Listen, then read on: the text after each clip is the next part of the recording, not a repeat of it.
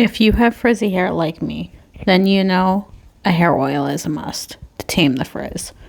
So that's why I wanted to tell you about the Willa Luminous Hair Oil.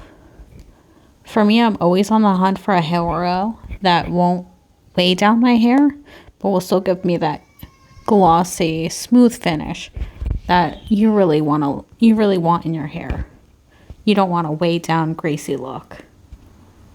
So as you can see, this has a pretty viscous texture, which I really do like, but it does add some hydration and moisture to the hair. And as you can see, my bottle is almost done. I've had this for probably 2-3 years and used it daily. It just takes like a pump or two, especially even with my thick hair.